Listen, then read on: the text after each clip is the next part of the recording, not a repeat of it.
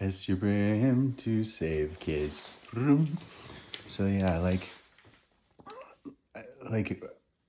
one quick thing we could do to like just stop the war and create peace on earth like really quickly, but most importantly to help kids, like that's the focus. Like we kind of have, it's best if we just focus on one thing as a species moving forward. Any extra money made from AI or from add and act technique, or like teaching these ideas, like 50% should go towards organizations that help kids, that are transparent with all of their finances and everything, their emails, their phone calls, all their people. Like we need transparency and truth. But one thing that we could do is just turn the military industrial complex into basically like this military force that like is dedicated to saving children. So but we also need to really, identify and be specific about what the military, has or can do to save kids. So I have ideas, and then people can expand on these ideas. And if these ideas make money, they need to donate 50% of the profits to a kid's charity, which could be the United States military or the Canadian military. If the Canadian military is focusing all of their funds and it's being transparent about saving kids. So there's all this military infrastructure. There's boats and there's planes. But the main thing is like we need to get like kids have water and food. So we use the military industrial complex to ship water and food, and we focus all of its R&D away from like surveillance into or drones, into developing ways to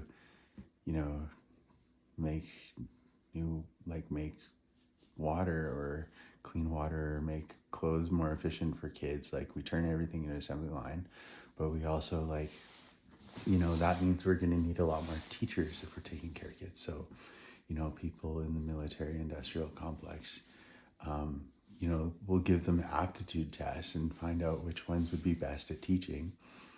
We'll be really smart about this. Like we'll do the Myers-Briggs test on all of the military, like the CIA and Mossad, all secret agencies use the Myers-Briggs personality test to understand their assets and manipulate people. Why don't we know everyone's Myers-Briggs type, right?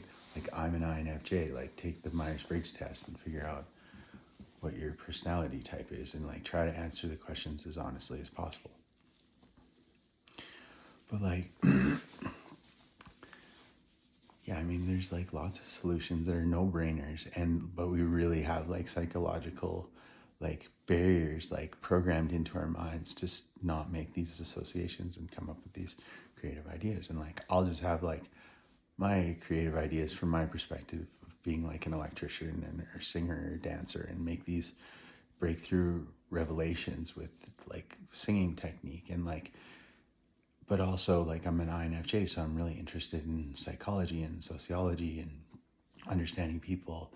And I grew up around a lot of family members that were narcissists and covert narcissists, seriously, and ex-wife, and it's all been teaching me a specific set of skills, right? From taking, I have a specific set of skills. So everyone has a specific set of skills, and as you work with add and act technique and apply it to your favorite art forms and start timing things like cooking, dancing while cooking, and precisely timed movements, really focusing on making the timing precise. If you're not being precise, if you're being sloppy, slow it down.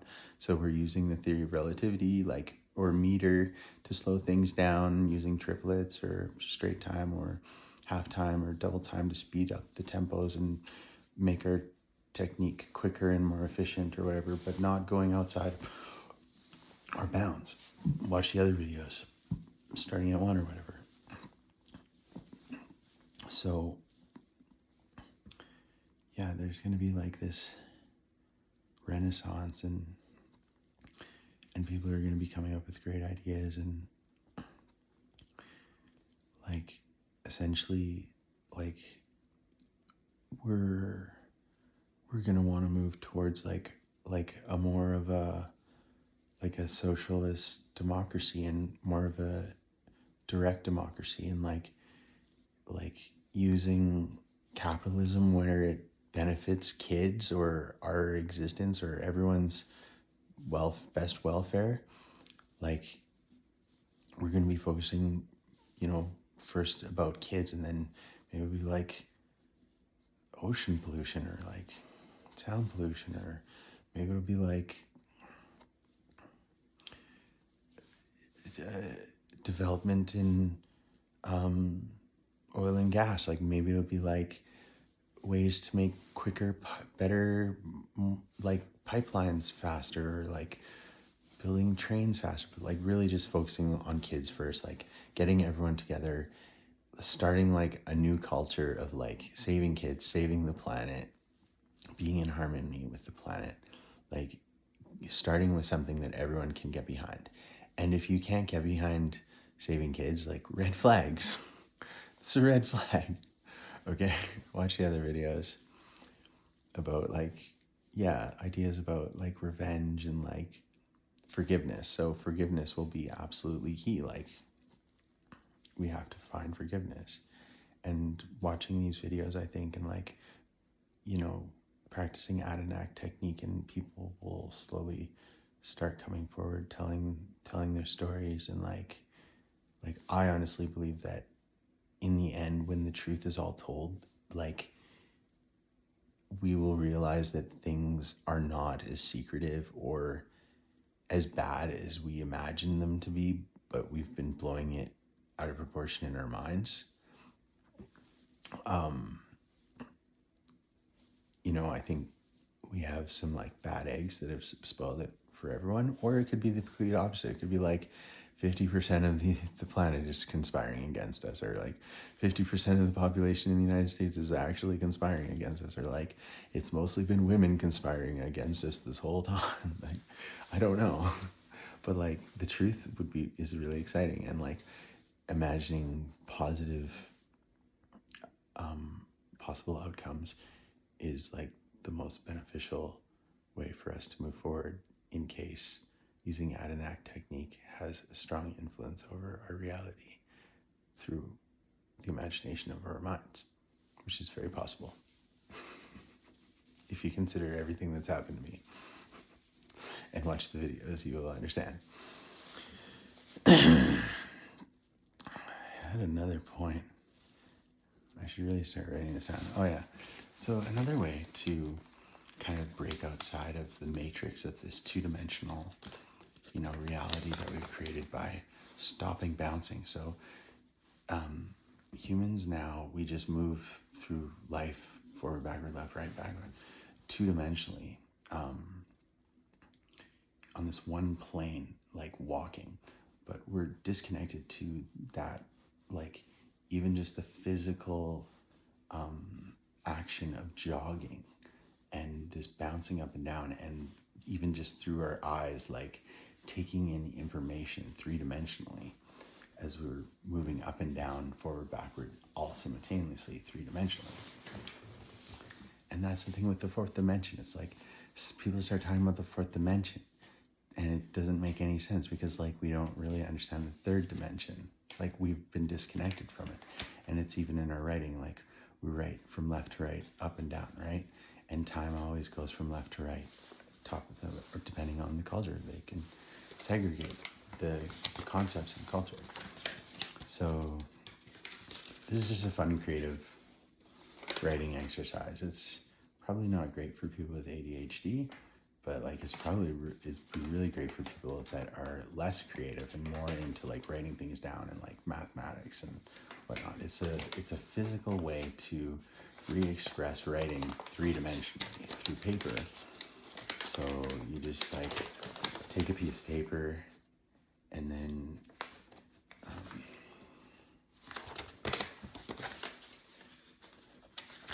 you take a piece of paper, you fold it in half, and then you turn it, and then you fold it in half, and you turn, and you fold it in half, and you turn, and you fold it in half, and you turn, and you fold it in half, and you turn. And then you can number at the top of each page, like 1, and then turn it half to 2, 3, 4, 5, 6, 7, 8, and then it opens up. But it's this concept of like taking matter or a page and cutting it in half and turning it three-dimensionally. You don't even have to turn it, but you can experiment with this. And I have other ways of experimenting with time, space, and writing and creative writing and like brainstorming too with paper that I kind of like, it was like, I invented it, but it's like, this is literally just like, it's like shown to me, like you practice add and act technique and like just the floodgates open of associations and like these crazy concepts. So,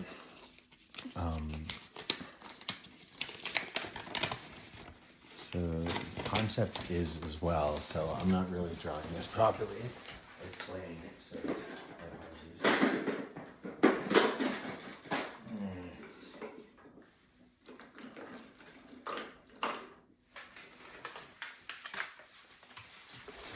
Here.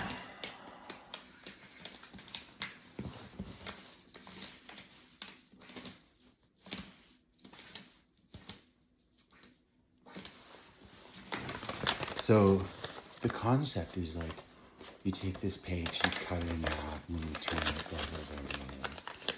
But essentially that's what this pattern is here.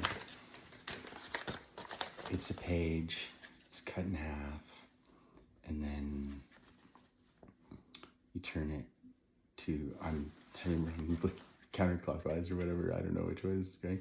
And go this way, in the same direction, cut the page in half, and then you cut the page in half, and then you cut the page in half, you cut the page in half. I'll show you this way. Shoot.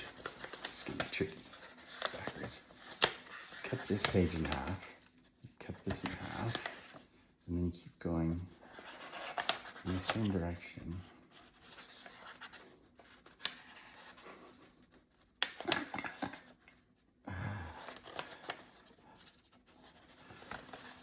And I mean, so you can start with a larger area here and write down word associations, or you can move to a linked idea, and these ideas all kind of link, but it's three-dimensional.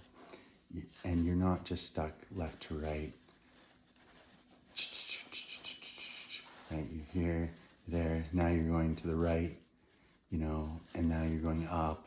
It's three-dimensional, it's up, down, left, right. And you can do it vice versa too, like clockwise or counterclockwise. But it's like, this idea is like, ideas get bigger as they get closer to you, and then they get smaller as they get further away from you, or like you can fit more ideas when it's close to you, or like this is close to you and you just have one idea and it expands over time.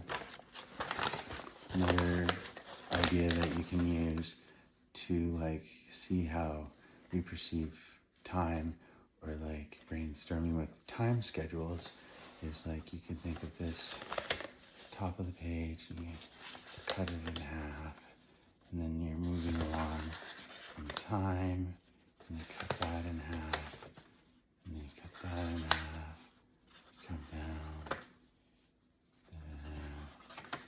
And the concept too is like, as you go through time, writing your ideas down, or you're creating a schedule, as you go on in time towards your deadline, the end, you're running out of less space, and you get a different perception of that instead of just left or right. It's also going down, or you can do it upwards. And so like the format you can use different formats of breaking up a page and writing three-dimensionally through patterns and breaking things up and thinking them, you know, as ways of breaking up time, space, and ideas through time, or like how they get bigger or smaller. You can kind of manipulate the format you use to, you know, influence the type of brainstorming that you're having, or whatever. You get it. You make a video. I don't know. Whatever.